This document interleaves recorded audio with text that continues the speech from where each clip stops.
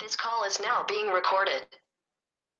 Donc, comme on vient de le dire maintenant, afin d'assurer la communication entre deux VLAN différents, entre deux domaines de diffusion différents, nous aurons besoin d'appliquer ou d'assurer la fonctionnalité du routage. Donc, en parlant du routage, automatiquement, on appelle à la couche 3 du modèle OSI. Du coup, j'ai besoin du routeur. Donc, aujourd'hui, on va voir ensemble cette notion-là, comment on va assurer le routage inter-VLAN.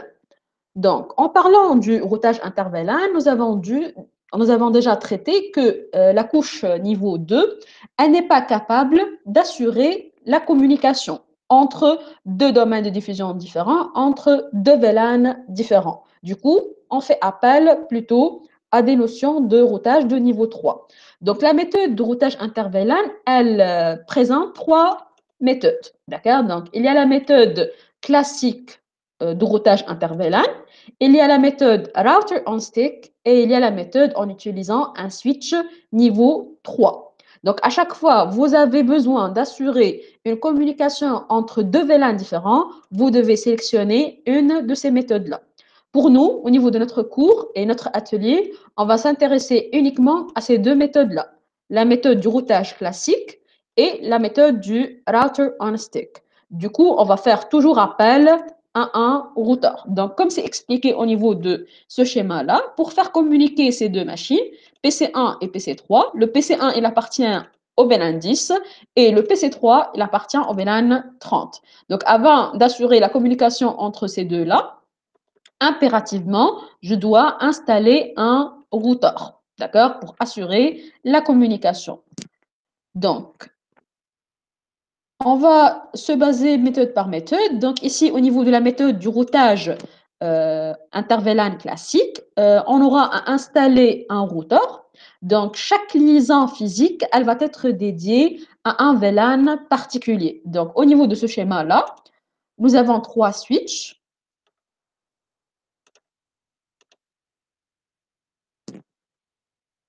Donc nous avons trois switches, le switch S1, le switch S2 et le switch S3.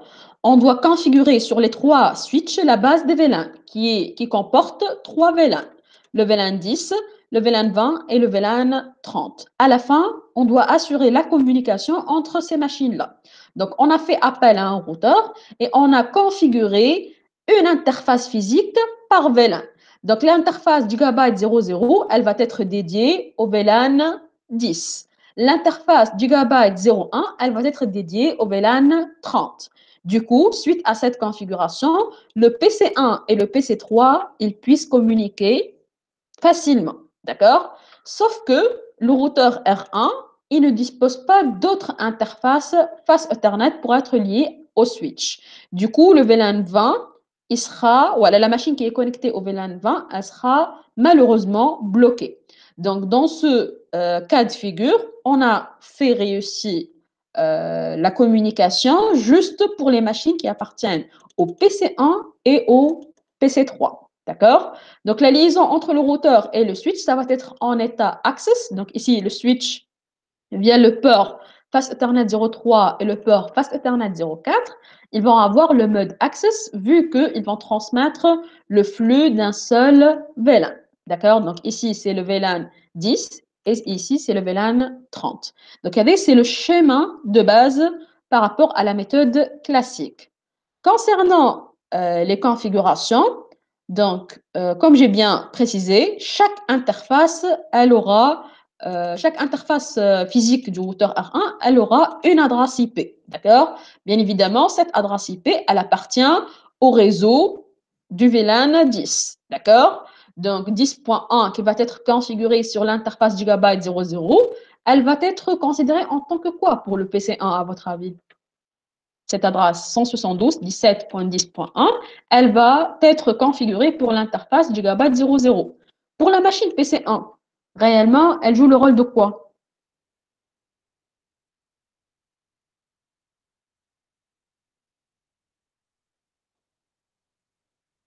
Très bien. elle va jouer le rôle de la passerelle ou elle a de la gateway. Donc, PC1, quand il va transmettre le flux à d'autres domaines de diffusion, exemple le VLAN 30, il a besoin de configurer sa passerelle. Donc, au niveau de la machine, on doit préciser cette adresse, d'accord? Pour que le routeur puisse router les informations vers d'autres réseaux. Du coup, les interfaces Gigabyte 00 et 01, ils vont être considérés en tant que passerelle ou la gateway pour les machines. Et c'est le PC1 et le PC3. Donc, le PC3, il appartient au VLAN 30. Donc, sa passerelle, c'est 172.17.30.1 qui est configuré au niveau du Gigabyte 01. D'accord? Maintenant, on va parler côté configuration. D'accord? Donc, sur le switch S1, donc ici, on essaye de simplifier. D'accord? Donc, nous avons un routeur, un switch et deux machines. Ces deux machines-là, chacun, il appartient à un VLAN. Donc, celle-là, elle appartient au VLAN 10 et le PC3, elle appartient au VLAN 30. Donc, sur le switch, on va créer notre base de VLAN, donc VLAN 10 et VLAN 30. Par la suite, on va assurer l'affectation des ports. Donc, le port 011 et le port 04, switch port access, VLAN 10. Ils appartiennent au VLAN 10. Par rapport au port Fast Ethernet 06 et port Fast Ethernet 05, ils appartiennent au VLAN 30. C'est la configuration côté switch, ce qui est demandé. D'accord? Toutes les interfaces de notre switch, ils sont en état access, purement. D'accord? Je n'ai pas besoin du trunk. Maintenant, si je vais migrer vers le routeur, bien évidemment, il va configurer uniquement l'adresse IP des interfaces. Donc, on accède à l'interface Gigabyte 00, on configure l'adresse 172.17.10/24 et pour l'interface Gigabyte 01, on va configurer l'adresse IP 172.17.30.1/24 et on active les deux interfaces par la commande no shutdown. Donc, c'est au niveau du routage classique. Le routage classique, il nécessite une interface par VLAN. D'accord? Donc, si j'ai besoin, par exemple, de 10 VLAN, dans ce cas-là, dans cet exemple-là, le routeur, il n'est pas capable d'avoir 10 liaisons avec le switch. D'accord? Il n'a que deux interfaces Fast Ethernet ou à la Gigabyte Ethernet. Donc, c'est un problème. Ou un inconvénient. Du coup, ils ont pensé à une autre méthode. D'accord? Donc, qui va être beaucoup plus optimisée. Est-ce que vous avez des questions par rapport à la première méthode?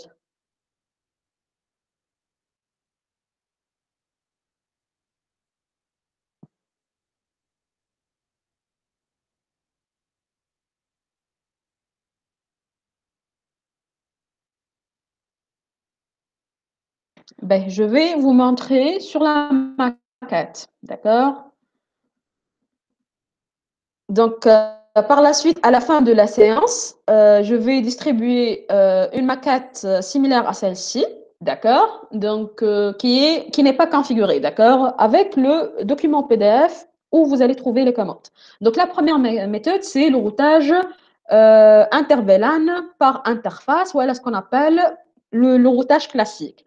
Donc, ici, nous avons deux machines. PCA et PCB, chacune, elle appartient à un VLAN particulier. Donc, j'ai configuré les machines par leur adresse IP et la passerelle, aussi pour la machine B, d'accord, adresse IP, masque et passerelle. Sur les switches, je dois configurer la base des VLAN. Donc, ici, c'est configuré. Je vais vous afficher Show VLAN Brief. Elle va afficher la base des VLAN. Donc, j'ai deux VLAN, VLAN 10 Students et VLAN 20 Faculty. D'accord? Sauf qu'au niveau du switch S1, j'ai uniquement le port 5 et le port 6 qui sont dédiés à ce VLAN-là. D'accord? Le VLAN 20, je n'ai pas une machine qui est connectée sur S1. Donc, on dit le port 6 et le port 5, ils appartiennent au VLAN 10. Sur le switch S2, la même chose. Donc, j'ai créé la base des VLAN. Enable Show VLAN Brief. J'ai créé la même base, donc Students and Faculty, sauf qu'au niveau du VLAN 20, j'ai le port 11 et le port 18 qui sont affectés à ce VLAN-là. Donc ici, les ports qui vont être connectés vers le routeur, le port 11 et le port 5, ils sont dédiés par VLAN. Donc il va être dédié au VLAN 10 et celui-là, il est dédié au VLAN 20. Chez le routeur, qu'est-ce que j'ai fait? C'est tout simplement la configuration de mes interfaces. Donc enable, show running. Voilà mes interfaces. J'ai configuré leur adresse IP. Donc, Gigabyte 01, elle a l'adresse 10.1 et Gigabyte 00, c'est 20.1. Donc, là, c'est 20 Gigabyte 00 et ici, c'est en fait 10.1. D'accord? J'affiche ici la table de routage, donc à travers la commande show IP route. Qu'est-ce qu'on va trouver au niveau de cette commande-là? Donc, on va trouver la lettre C et la lettre L. La lettre L, elle va juste lister l'adresse IP de l'interface et la lettre C, elle va juste donner l'adresse réseau. D'accord? Donc, je peux faire un filtre show IP route C. Donc ici, on aura les deux réseaux, 192.168.10.0. Il est accessible via l'interface Gigabyte 01 et le 20.0/24, il est accessible via le Gigabyte 00. Donc la configuration, elle est faite. Il me reste juste le test. D'accord? Donc je vais lancer le test entre PCA et PCB. Donc j'accède desktop.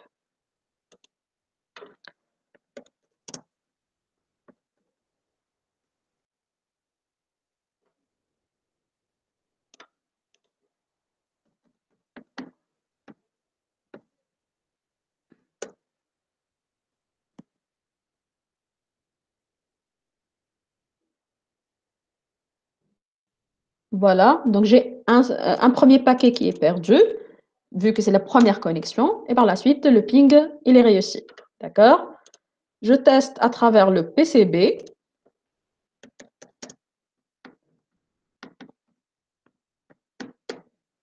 Et voilà, le ping, il est réussi. Donc, c'est la première méthode. Je suis en train de faire la démonstration. D'accord? Donc, vous allez faire la même chose. Vous allez configurer et à la fin, tester la connectivité à travers la commande ping. Est-ce que c'est clair?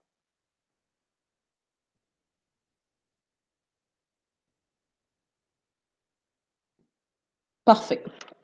Donc, comme j'ai dit tout à l'heure, donc cette méthode-là, elle n'est pas considérée en tant qu'une méthode optimisée. Pourquoi? Car tout simplement, si j'ai un nombre élevé de VLAN, donc je serai obligé d'utiliser le même nombre de liaisons. Donc, si j'ai 8 VLAN à créer, j'aurai besoin de 8 liaisons. D'accord? Sauf que les routeurs, ils n'ont pas réellement le même nombre d'interfaces. Ils n'ont pas un nombre d'interfaces illimité. D'accord? Donc, cette méthode, elle n'est pas optimisée au cas où vous avez un grand nombre de VLAN. Donc, c'est pour ça qu'on va passer à la méthode 2. Elle est la méthode router on stick, ou ce qu'on appelle le routage par sous-interface. Donc, c'est quoi la base de cette méthode-là? Donc, cette fois-ci, on ne va pas consacrer une liaison par VLAN. D'accord? Donc, voilà le schéma.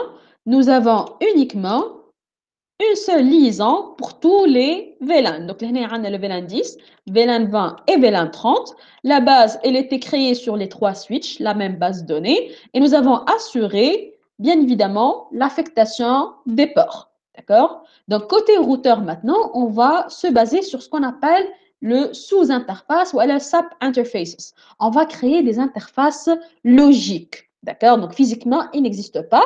Il existe d'une manière virtuelle ou à la logique.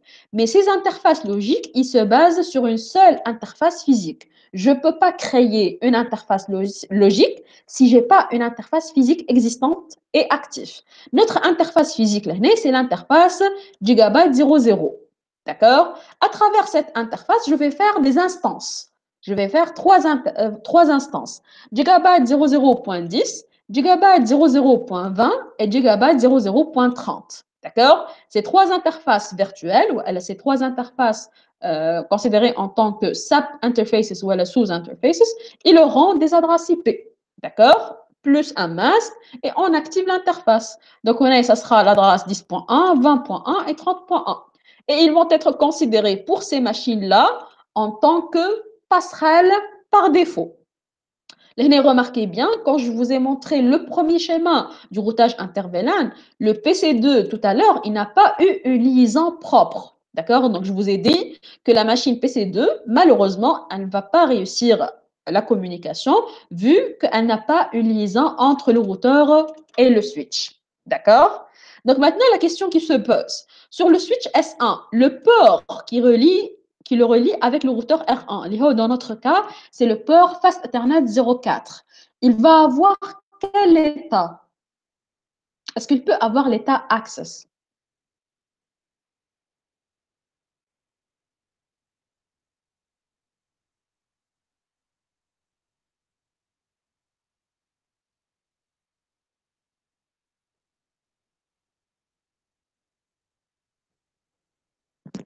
Donc, logiquement, cette liaison, elle va transporter le flux qui provient de VLAN 10, VLAN 20 et VLAN 30. Oui ou non? Suivant la description de la méthode router on stick. Donc, dans ce cas-là, cette liaison, elle va avoir quel type de configuration? Est-ce qu'elle peut être en état Access?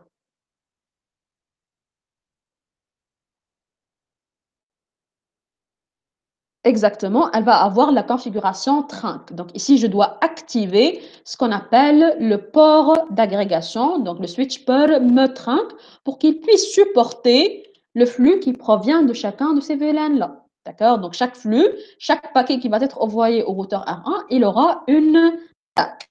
D'accord? Donc côté routeur maintenant, est-ce que c'est logique d'activer la commande switch port mode trunk sur le routeur R1?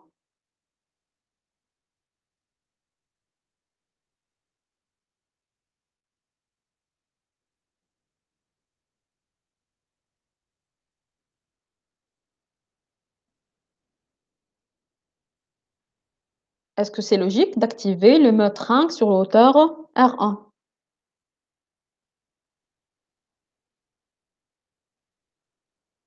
Bien évidemment que non. Le routeur, il ne comprend pas cette configuration. Sauf que on va utiliser une commande précise, d'accord? Donc, là, je vais parler par rapport à la configuration, je vais expliquer les commandes. Donc, sur le switch S1, comme d'habitude, on doit créer la base de VLAN. Le port Fast Ethernet 05 qui le relie vers le routeur R1, il doit être en mode trunk, donc switch port mode trunk. La deuxième liaison, qui est schématisée sur le slide du cours, elle n'a aucune signification. Entre le routeur et le switch, dans cette méthode, il y a une seule liaison. Donc, chez le routeur, c'est le gigabyte 00. Chez le switch, c'est le port Fast Ethernet 05. Donc, ce n'est pas comme tout à l'heure. Tout à l'heure, nous avons eu uniquement le switch port mode access. Donc, ici, c'est le switch port mode trunk entre la liaison routeur-switch. Maintenant, chez le routeur, on ne va plus créer des interfaces physiques, mais plutôt on va se baser sur des interfaces logiques. Donc, j'explique les commandes sur le routeur. Donc, ici, vous avez l'interface Gigabyte 00.10. Donc, l'année 0.10, c'est le tag, ou l'identifiant du VLAN. Au lieu d'écrire switch perm trunk sur le routeur, on utilise encapsulation.1q.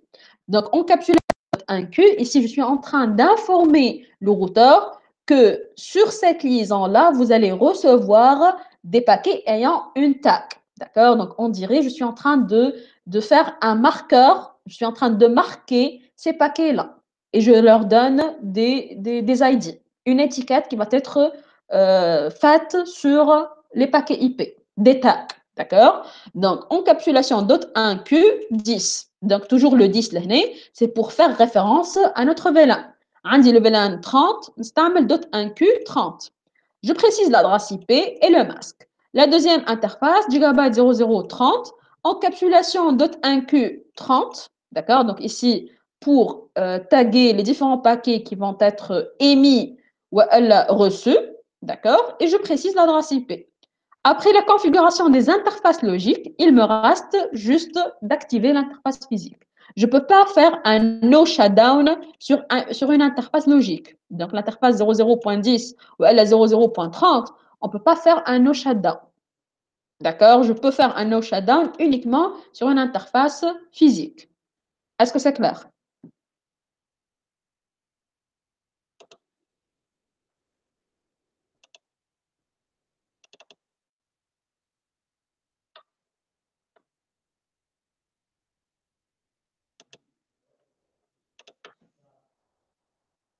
C'est bon? Là, c'est des commandes de vérification. Donc, chez le routeur, on va exécuter la commande show VLAN pour voir l'ID, ou ce qu'on appelle le tag, d'accord? L'encapsulation.enqueue et le tag, par exemple, 10, et ici, c'est le tag 30, les adresses IP qui étaient utilisées et les statistiques des paquets qui étaient envoyés et reçus.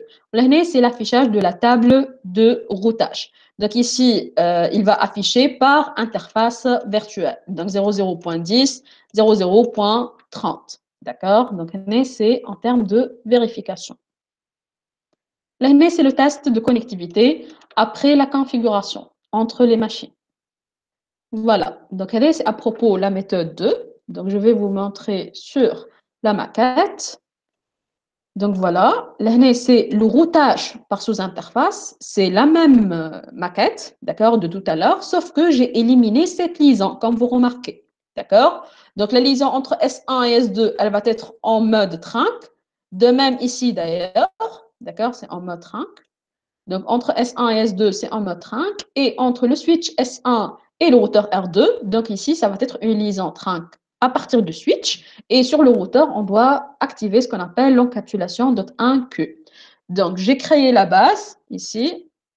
Enable show VLAN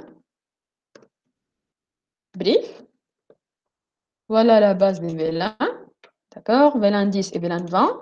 Et le port associé. D'accord? Ici, il y a uniquement le port 6. D'accord? Si je vais afficher Show Interfaces Trunk, là, c'est le switch qui est lié au routeur. Hein. On va trouver deux ports. Le port 1, Fast Ethernet 01, qui le relie vers le S2, il est en état trunking et le VLAN natif, c'est 1. Et le port 5, c'est le port qui le relie vers le routeur et il a l'état trunk. D'accord? Donc, en termes de configuration, pour le switch S2, de même, enable show VLAN brief. Voilà la base et nous avons uniquement le port 18. L'autre port 11, il était supprimé, d'accord, de la maquette de tout à l'heure. Show interfaces trunk, on aura un seul port, il y aura le port Fast Ethernet 01 qui le relie vers le switch S1, d'accord. Maintenant, on va migrer vers le routeur. Donc, chez le routeur maintenant, je vais afficher la table, le fichier de configuration actif. Donc, ici, nous aurons trois sous-interfaces. Donc, le TP, il va vous demander de créer une interface virtuelle nommée 01.1, 01.10 et 01.20. Le point 10 ou le point 20, ils sont clairs. Ce sont relatifs au VLAN 10 et au VLAN 20. Le 1.1, c'est en fait, elle est relatif à tout ce qui est flux non tagué. D'accord? L'IHO, c'est le VLAN natif. Déjà, l'EHNE, encapsulation .1Q1, directement, il va en fait ajouter le terme natif. D'accord? Donc ici, pour activer le transport de flux non tagués sur la liaison entre le switch et le routeur. Donc c'est pour ça qu'il va vous demander de créer 01.1. D'accord? Donc qui est relatif au VLAN 1, les VLAN natifs pour transporter le flux non tagué. Donc voilà, j'ai configuré les différentes adresses virtuelles. Donc il ne faut pas oublier que le 10.1 et le 20.1, ce sont les adresses IP passerelles pour les machines. J'affiche maintenant la table de routage, Show IP Route. Je fais faire le filtre C. Et ici, on aura 1.0, 10.0 et 20.0. Les trois, ils sont connectés via les interfaces virtuelles 01.1, 01.10 et 01.20. D'accord?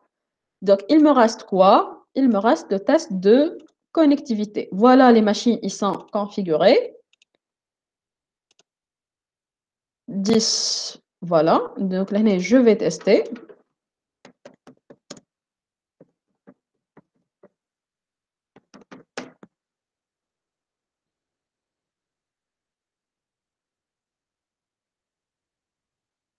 Premier paquet perdu et pour le reste, c'est réussi. Bon, j'ai ajouté un étoile. Bon, c'est bon, voilà. Les 4 paquets maintenant, c'est réussi. Chez le PCA, on répète la même chose.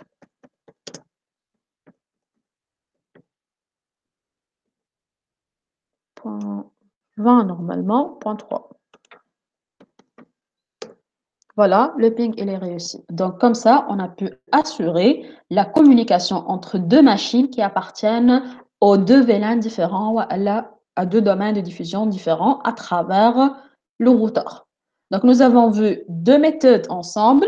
La méthode du routage par interface, voilà le routage classique. Et la deuxième méthode, c'est la méthode du routage par sous-interface, voilà ce qu'on appelle le router on stick. Il y a une troisième méthode, c'est le fait de remplacer ce routeur-là par un switch niveau 3. Donc le switch niveau 3, normalement ici, c'est celui-là. Voilà, multi-layer switch. Donc au lieu d'avoir un routeur, on va utiliser le multi-layer switch et c'est la même configuration que le router on stick. Donc le switch, en fait, multi-layer, c'est un équipement niveau 3. Donc il comprend les fonctionnalités du niveau 2 et niveau 3 à la fois. Donc c'est ça l'utilité de multi-layer switch ou un switch niveau 3. D'accord? Donc, c'est la configuration de la deuxième méthode. Vous avez des questions?